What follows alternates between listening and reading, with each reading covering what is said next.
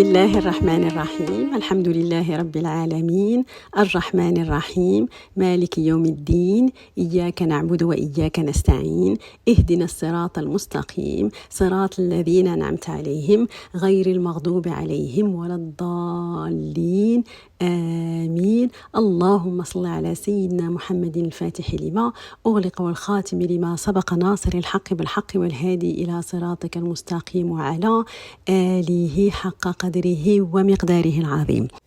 Aujourd'hui, je souhaiterais vous montrer l'évolution des mentalités entre ce qui s'est passé lors du massacre de Karbala et plus d'une 60aine d'années plus tard, et ce, à travers ce qui s'est passé avec Zayd ibn Ali. Pause. Qui est Zayd ibn Ali? Zayd ibn Ali al-Sidi, c'est le petit-fils de Sayyidina al-Hussein radiyallahu anhu. Vous vous rappelez, quand on avait parlé du massacre de Karbala, on avait mentionné le fait qu'un des fils de Sayyidina al-Hussein radiyallahu anhu avait été épargné. Et pourquoi il avait été épargné? Parce qu'il était très malade, brûlant de fièvre et qu'il était dans l'attente des femmes. C'est qui ce fils? C'est Ali Zin al-Abidin. Ce Ali Zin al-Abidin, donc le fils de Sayyidina al-Hussein radiyallahu anhu, il a eu un fils à son tour qui s'appelle Zayd ibn Ali Zin al-Abidin ibn al-Hussein radiyallahu anhu. Ce qui m'intéresse dans l'histoire de Zayd ibn Ali et ce que je souhaiterais partager avec vous, c'est la confrontation entre les chiites de Médina et les chiites de Koufa. Très très brièvement, l'histoire est la suivante. Zayd ibn Ali était en bisbille avec le khalifa de l'époque qui s'appelait Hisham ibn Abd al-Malik. Et Zayd ibn Ali va commencer à correspondre avec les gens de Koufa et les gens de Koufa vont lui assurer que des milliers de personnes l'attendent et qui sont prêts à le soutenir et à fournir une armée pour le soutenir. Dans ce contexte, Zayd ibn Ali commence à se préparer pour aller à Koufa, puisqu'il y a des milliers de gens qui sont là pour le supporter et pour soutenir la cause. Seulement voilà, les proches de Zayd ibn Ali vont le mettre en garde parce que ce qui s'est passé dans Karbala est encore frais dans la tête de beaucoup de personnes. Donc le Kébir يقول له ما تمشيش والصغير يقول له ما تمشيش. Zayd ibn Ali a pris sa décision, il va prendre le départ en direction de Koufa. La bonne nouvelle, c'est que lui n'a pas été stoppé à Karbala. Il va arriver jusqu'à Koufa en l'an 122 de l'Hijra. Et les gens ont été apparemment très contents de le voir. Il y avait des milliers de personnes apparemment là pour l'accueillir. Ce qu'il faut savoir, c'est que le même topo, la même histoire, le même déroulé va être réitéré plus ou moins. Une répétition macabre de ce qui s'est passé à Karbala va avoir lieu. C'est plus ou moins ça. C'est-à-dire, c'est la même histoire, il y a juste l'acteur principal qui va changer, mais malheureusement, le dénouement de l'histoire, c'est exactement pareil, une fin macabre. Comme je le disais, la partie qui m'intéresse dans l'histoire, c'est la confrontation entre les chiites de Médina et les chiites de Koufa. Les chiites de Médina, c'est les chiites de Sayyidina Ali radiyallahu anhu, les partisans de Sayyidina Ali radiyallahu anhu. Et pour ces chiites Ali, ils ne remettent pas en cause la khilafa de Sayyidina Abu Bakr Siddiq, Sayyidina Omar, Sayyidina Uthman radiyallahu anhu. Non, ils se disent, nous sommes Ahl al-Bayt et nous avons plus le droit d'être khalifa que les Umayyadines. Et remarquez qu'à ce moment-là, c'est politique. Il n'y a aucune théologie. Ils disent « Nahnu ahaqqu bil khilafati minhum ». Nous sommes plus en droit d'avoir la khilafa que les Umayyadines. Voilà, c'est politique, ça n'est pas théologique. Allons voir maintenant du côté des chiites de Koufa. Ce qu'il faut savoir, c'est qu'il n'y a aucun Ahl al-Bayt dans les chiites de Koufa. Il n'y en a pas. Tous les Ahl al-Bayt, ils sont à Médina. Et quel est le point de vue des chiites de Koufa? Ils ont une croyance selon laquelle les Ahl al-Bayt ont été désignés par Allah subhanahu wa ta'ala d'être le khalifa. Et pour les chiites de Koufa, on ne parle pas de la khilafa de 122 de l'Hijra, non. Il parle de la khilafa depuis le début. Que Allah subhanahu wa ta'ala a désigné Ahl al-Bayt pour être khalifa juste après le décès de Sayyidina Nabi sallallahu alayhi wa sallam. Et de ce fait, ils remettent en cause la khilafa de Sayyidina Abu Bakr, de Sayyidina Omar, de Sayyidina Uthman radiyallahu anhum, puisque c'est Sayyidina Ali radiyallahu anhu qui aurait été désigné par Allah subhanahu wa ta'ala et par Sayyidina Nabi sallallahu alayhi wa sallam pour être le khalifa juste après Sayyidina Nabi sallallahu alayhi wa sallam. Et comme pour eux, Ahl-Bayt ont été désignés par Allah subhanahu wa ta'ala, eh bien par ricochet, ils ont attribué des super pouvoirs à Ahl-Bayt. Ils auraient par exemple ilm al-ghaib. Ils sont capables de faire ceci, ils sont capables de faire cela. Et pourquoi ils parlent d'eux comme ça? Mais parce qu'ils ne les connaissent pas. Ils n'ont jamais rencontré Ahl-Bayt. Ils ont construit un mythe autour de Ahl-Bayt et ce mythe est en train de se transformer en quelque chose de théologique et non plus politique comme c'est le cas pour Shi'atu Ali qui viennent de Médina. Mais que va-t-il se passer exactement avec Zayd? Il va se passer la chose suivante. Quand les Shi'as de Koufa vont rencontrer les Shi'as de Médina, eh bien ça ne va pas faire bon ménage du tout. Les Shi'as de Koufa vont commencer à interroger et à cuisiner Zayd ibn Ali, qui n'est autre que le petit-fils de Sidna al-Hussein radiallahu anhu, lui-même petit-fils de Sidna Nabi sallallahu alayhi wa sallam. Les Shi'as de Koufa commencent donc à poser un certain nombre de questions à Zayd ibn Ali. Et que penses-tu de ce sujet-là? Quelle est ta position concernant ce topic-là? Et bien évidemment et fatalement, la question concernant la khilafa de Sidna Abu Bakr et de Sidna Omar radiallahu anhuma va être mise sur la table. وَمَا تَقُولُ فِي أَبُو بَكْرٍ وَمَا تَقُولُ فِي عُمَرٍ. Et à cela, Zayd ibn Ali va répondre la chose suivante. ما سمعت أحدا من آبائي تبرأ منهما ولا يقول فيهما إلا الخير. En gros, je n'ai jamais entendu aucun membre de ma famille, ni aucun de mes ancêtres, dire autre chose que du bien à propos de Sidna Abu Bakr et de Sidna Omar radiallahu anhu arda. Le témoignage de Zayd ibn Ali émane de la 4e génération après Sidna Nabi sallallahu alayhi wa sallam, de quelqu'un qui est né et élevé à Médina et qui va rencontrer les Shi'as de Koufa. Et il leur dit clairement, ma famille entière, Mantarf, n'a jamais dit du mal de Sidna Abu Bakr et Sidna Omar radiallahu anhuma. Et comme on dit, shahida shahidun min ahliha. Et un témoin de la famille de celle-ci témoigna. C'est-à-dire que le témoignage de Zayd ibn Ali, il arrive pur, non dilué par quoi que ce soit, direct de Médina, de chez Ahl Bayt, en disant les Ahl Bayt avaient plus le droit d'être khalifa. En revanche, quand Sidna Abu Bakr et Sidna Omar et Sidna Uthman étaient en charge, quand ils avaient la khilafa, eh bien ils étaient justes, ils étaient impartials, et ils ont fait un bon boulot selon le Coran et Sunna. Et Zayd ibn Ali qui surenchérit en disant le fait qu'il soit khalifa, eh bien pour nous, ça ne les met absolument pas en position de kafir ou en position de mécréant. Le fait de dire que Ahl Bayt était plus prioritaire et avait plus le droit d'être khalifa que Sidna Abu Bakr et Sidna Omar et Sidna Uthman radiallahu anhu, ce n'est pas une position 100% sunni non plus. Seulement, il faut noter le respect et un respect certain envers Sidna Abu Bakr et Sidna Omar et Sidna Uthman radiallahu anhum. Ce qui va se passer, c'est quand Zayd ibn Ali va apporter son témoignage. Et quand les Shi'as de Koufa vont entendre ça, ils vont tomber de leur chaise. Les bras leur en tombent. Et donc ils vont dire à Zayd ibn Ali, tu sais quoi, tu peux pas être notre imam, on peut pas te soutenir. Alors qu'à la base, c'est eux qui ont insisté pour qu'il vienne. Et au final, ils vont lui dire, écoute, on peut pas te soutenir. L'armée qu'on t'a promise, tu l'auras pas non plus.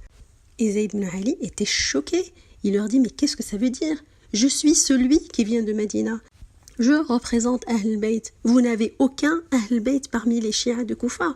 Et il leur demande, Arafattumuni, est-ce que vous me rejetez? D'où le nom de Ar-Rafida qui est donné également à ces gens-là. Et à la question Arafattumuni, est-ce que vous me rejetez? La réponse est oui, ils l'ont rejeté. Il n'a pas eu l'armée promise par Koufa. Et au lieu d'avoir les milliers de personnes, il est parti avec beaucoup moins de personnes. Et c'est comme ça que Zayd ibn Ali va trouver la mort dans une des batailles consécutives qu'il va avoir avec le khalifa de l'époque. Ceci conclut donc la première partie de cet audio-là. Retenons néanmoins le nom de Zayd ibn Ali, car quand on va détailler les différents courants des Shi'as, on va parler des Shi'as Zaydiya. Le zaydisme et Shi'as Zaydiya ou le zaydisme provient de la conception du Shi'a par le imam Zayd ibn Ali. Je propose pour la seconde partie de cet audio de vous présenter les principales différences entre les sunnis et les chiites et je vais essayer de les synthétiser autour d'une dizaine de points. Concernant le premier point, les sunnis sont appelés sunnis car ils ont pour référence le Coran ou le Sunna. Et Sunna, c'est en gros les actions de Sayyidina Nabi sallallahu alayhi wa sallam comme elles ont été rapportées dans les livres de hadith. Et ces livres de hadith ont été catégorisés et on connaît les 6 principaux références de hadith. Donc on parle de Sahih al-Bukhari, Sahih Muslim, Sunan ibn Daoud, Sunan Tirmidhi, Sunan Nisa'i, Sunan ibn Majah. Et bien évidemment, il y a les autres références comme le Muwatta de Imam Malik, les Mustadrak de Imam al-Hakim, les Mu'jam de Tabarani, etc., etc. Concernant les Shi'a, la source est bien évidemment le Coran. Ça là-dessus, il n'y a aucune discussion. En revanche, les Shi'as ont stérilisé les hadiths pour ne garder que les hadiths qui remontent à Sayyidina Nabi sallallahu alayhi wa sallam uniquement par l'intermédiaire de Sayyidina Ali ibn Abi Talib radiallahu anhu. Les autres hadiths, ils ne le reconnaissent pas. Donc en fait, ils ont des livres de hadiths totalement spécifiques à eux. La deuxième différence concerne le point suivant. Chez les sunnis, les ulama, les scholars ou les docteurs de l'islam sont des êtres humains qui vont faire des études pour comprendre et interpréter le Coran et Sunna. Il n'y a pas un alim qui est désigné par Allah subhanahu wa ta'ala et qui va parler en lieu et place des textes. Non, pour les sunnis, c'est le collectif des ulama et c'est le consensus unanime qui va donner la direction. Et de ce fait, chez les sunnis, il n'y a pas une seule personne qui constitue la référence et qui va être l'unique source d'interprétation de tous les textes. Chez les chiites, la situation est un tantinet différente dans la mesure où il y a le concept de imam. Et le imam chez les chiites, c'est pas du tout l'imam du jama' comme on le connaît chez les sunnis, non.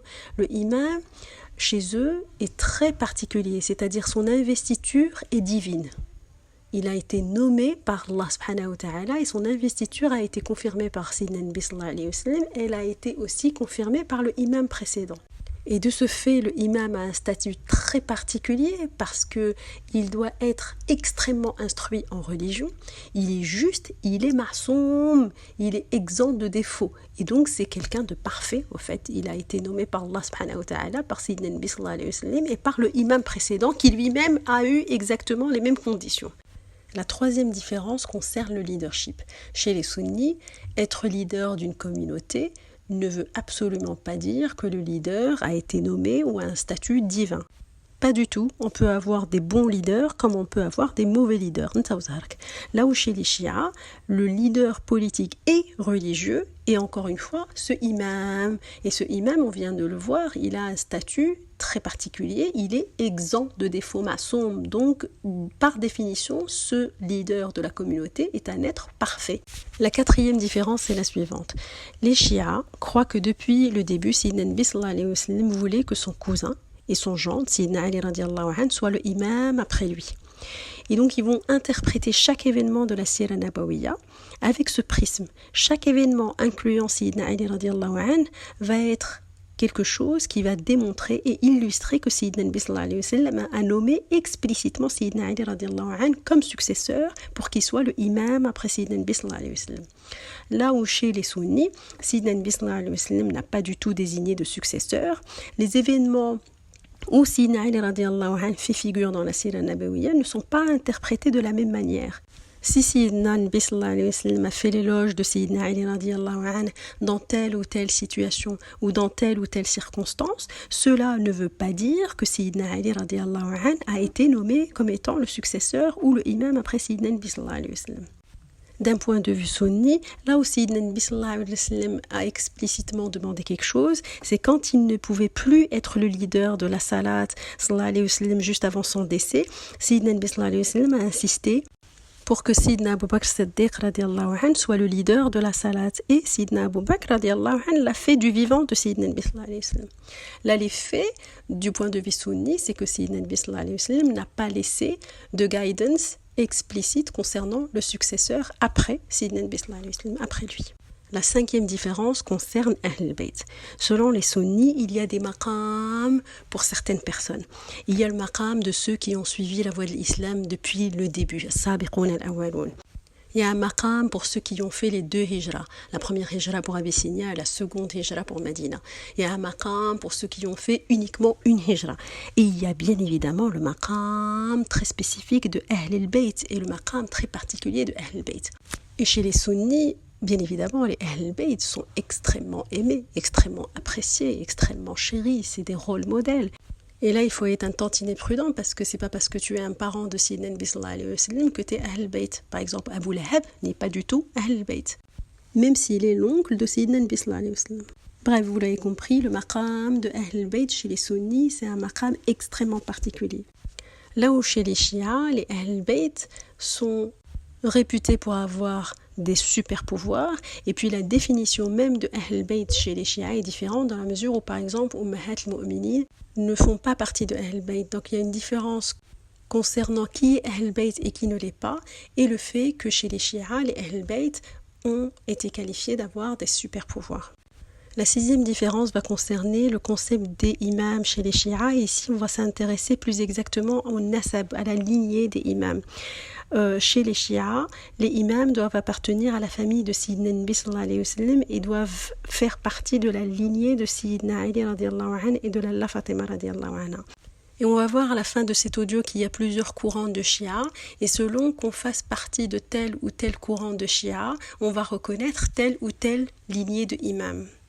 Et bien sûr, il n'y a pas de concept de imam chez les sunnis. On va arriver à la septième différence et ici on va parler vraiment de ces imams et de leur politique d'investiture. Comme on l'a dit tout à l'heure, le imam il a une investiture divine qui est validée par Sayyidina Nabi sallallahu alayhi wa sallam et qui est validée par le imam qui l'a précédé. Ici, je vais m'intéresser au courant chiite qui est le plus répandu et qui reconnaît les 12 imams. Tout à l'heure, comme je le disais, on va détailler les autres courants, mais là, je vais m'intéresser au courant chiite le plus répandu dans le monde. Et donc, selon ce courant chiite, qui reconnaît les 12 imams, je vais vous citer les imams les uns derrière les autres juste par pure culture générale. Donc, bien évidemment, le premier imam est Sayyidina Ali ibn Abi Talib radiyallahu anhu. Son fils derrière lui, c'est Sayyidina al-Hassan ibn Ali ibn Abi Talib radiyallahu anhu, donc c'est le deuxième imam. La seule exception ici dans la liste, c'est que Sayyidina al-Hussein radiyallahu anhu est le frère de Sayyidina al-Hassan, parce qu'après Sayyidina al-Hussein, ça va être une imama qui se transmet de père en fils, de père en fils, de père en fils. Donc le troisième imam n'est autre que Sayyidina al-Hussein ibn Ali ibn Abi Talib radiyallahu anhu. Le quatrième imam est son fils Ali Zin al-Abidin. Le cinquième imam, c'est le fils de Ali Zin al-Abidin, Mohammed ibn Ali al-Baqir. Entre parenthèses, si vous vous souvenez, au début de cet audio, on avait parlé de Zayd ibn Ali. Donc, au fait, Zayd ibn Ali est le frère de Mohammed ibn Ali al-Baqir. Je ferme cette parenthèse. Le sixième imam, c'est Ja'far ibn Mohammed Sadiq. Le septième, Moussa ibn Ja'far al-Kadem. Le huitième, Ali ibn Moussa al-Rida. Le neuvième, Mohammed ibn Ali al-Jawad. Le dixième, Ali ibn Mohammed al-Hadi. Le onzième, Al-Hassan ibn Ali al-Askari. Et le douzième, Mohammed ibn al-Hassan al-Mahdi. On garde ça dans un coin de nos têtes, on va y revenir un peu plus tard. Donc je rappelle encore une fois le statut de ces imams. Ils sont ma'soum, ils sont infaillibles, exempts de défauts. Ils ne peuvent faire aucune erreur, aucun péché. Et quand ils parlent en lieu et en place du divin, donc ils ne peuvent pas être faillibles. Concernant la vision sunni, eh bien toutes ces personnes-là, ce sont des êtres humains, ce sont des personnes normales, ils ne sont absolument pas maçons, ils ne sont pas infaillibles, ils ne sont pas exempts de défauts, et comme on l'a dit, ils ne représentent pas le divin. Notons néanmoins l'immense amour et le respect des sunnis pour Sayyidina Ali radiallahu anhu, pour Sayyidina al-Hassan et Sayyidina al-Hussein radiallahu anhuma.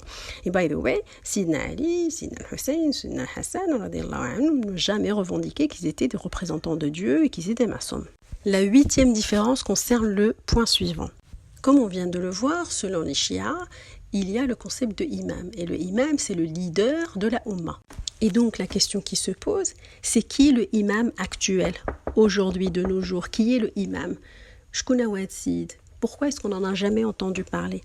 Eh bien, il y a une croyance comme quoi le 12e imam, eh bien, il est en hiding mode. Il y a 1 millier d'années, il s'est mis en mode Ghaiba. Ce 12e imam est sur terre, mais il est en mode cachette. Il peut apparaître quand il le souhaite, mais personne ne sait qui il est. Il peut aider qui il souhaite, mais personne n'est en contact avec lui. Et selon la croyance, le 12e imam, donc Al-Mahdi, il va revenir vers la fin des temps, et c'est ce qu'il appelle le Raja, le retour public, et il va proclamer publiquement qu'il est le 12e imam. Et le dernier imam, by the way. Et ce serait une ère de paix, car tous les ennemis de l'islam seraient vaincus grâce au 12e imam. Selon les sunnas, eh bien, il n'y a pas du tout ce concept de imam, encore une fois. Même si, chez les sunnis, il y a le concept de Mahdi al-Muntadhar. Seulement, selon les sunnis, ce Mahdi n'a pas de super pouvoir, il n'est pas en hiding mode, ni rien du tout. Il n'est absolument pas masoum. Ce que les sunnis croient, c'est que le Mahdi va naître un jour et va mourir un jour, mais ça va être quelqu'un qui va être là pour unifier l'Ummah. La 9e différence tourne autour de quelques différences entre les sunnis et chiites. Ça peut tourner autour de quelques différences autour de salat. Quand est-ce qu'il faut faire salat al-jam', quand est-ce qu'il faut combiner les salats ou pas. Ça peut être des différences quant au moment de la rupture du jeûne. Ça concerne également les commémorations qu'il y a autour du 10 Muharram, c'est ce qu'on a couvert lors de l'audio de la semaine dernière, où pour les chiites, c'est vraiment la commémoration de l'assassinat de Sayyidina Hussein radiallahu anhu. La 9e différence, et je dirais le point le plus contentieux, et qui représente une des différences fondamentales entre les chiites et les sunnis, et ce point concerne le statut des sahaba radiallahu anhum wa ardahum. Pourquoi ça? Comme je l'ai mentionné, la croyance chez les chiites, c'est que Sayyidina Nabi sallallahu alayhi wa sallam a nommé Sayyidina Ali radiallahu anhu comme étant son successeur. Les faits historiques montrent que le premier khalifa n'a pas été Sayyidina Ali radiallahu anhu, mais c'était Sayyidina Abu Bakr Siddiq radiallahu anhu, et après lui Sayyidina Omar, et après lui Sayyidina Uthman radiallahu anhu, mais par la suite Sayyidina Ali radiallahu anhu. Eh bien cela, ça ne passe pas chez les chiites parce qu'ils considèrent que tous ces gens-là ont désobéi à Sayyidina Nabi sallallahu alayhi wa sallam.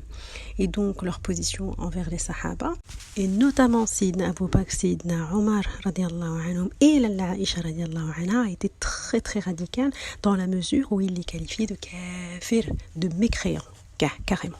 Et donc de ce fait, l'histoire et les narrations vont commencer à diverger dans le sens où la littérature chiite va présenter une narration fondamentalement différente de la littérature sunni, et bien évidemment il y a des narrations qui étaient le fait que les sahaba radiallahu anhu étaient ceci, étaient cela, et ces narrations selon nous les sunnis, eh bien on n'y croit pas. Et cette position des chiites envers la sahaba, ça fait des centaines d'années que ça dure. Seulement dernièrement certains ayatollahs ont essayé de tempérer, de mitiger un tantinet, et des fatwas ont été émises et qui poussent les gens à ne pas manquer de respect aux sahaba. Donc vous l'avez compris, c'est une différence majeure, fondamentale et saillante entre les chiites et les sunnis au vu de tout le respect et de tout l'amour qu'on porte nous aux sahaba radiallahu anhum wa ardahum. Je viens de vous dresser là vraiment les principales différences entre les chiites et les sunnis, mais il y a quand même des similitudes et il ne faut pas les ignorer. C'est que les deux groupes, les sunnis et les chiites, ont des choses en commun, ils ont des similitudes, c'est-à-dire les deux groupes, les sunnis aussi bien que les chiites, disent le kalima la ilaha illallah et Muhammadun abduhu wa rasuluh. Les deux groupes croient que le Coran c'est le livre sacré de l'islam, là-dessus il n'y a aucun débat. Les deux groupes font la salat, font le wudu et font la salat en direction de Kaaba. Les deux groupes font Ramadan, les deux groupes font la zakat, les deux groupes font le hajj, donc les 5 piliers de l'islam sont respectés de part et d'autre. Ce que j'essaie de dire là, c'est qu'il y a des similitudes et un respect des principaux piliers de l'islam. Mais il y a aussi des différences, et différences même très très conséquentes. Bon, est-ce que ça justifie des bains de sang? À mon avis, non. Bien évidemment, mon discours peut sembler très mièvre ou nunuche ou que la praline, qualifions-le comme on le souhaite, mais à mon avis, on peut croire en deux choses différentes et ce n'est pas à nous d'en juger. Allah subhanahu wa ta'ala est le seul juge, il faudrait de la tolérance malgré les différences fondamentales. Ces différences sont là, elles sont là depuis des millénaires, mais l'idée est de ne pas allumer le feu et de ne surtout pas exacerber les tensions. Pour conclure cet audio, je vais juste vous présenter les principaux courants des chiites, les tawa'if des chiites.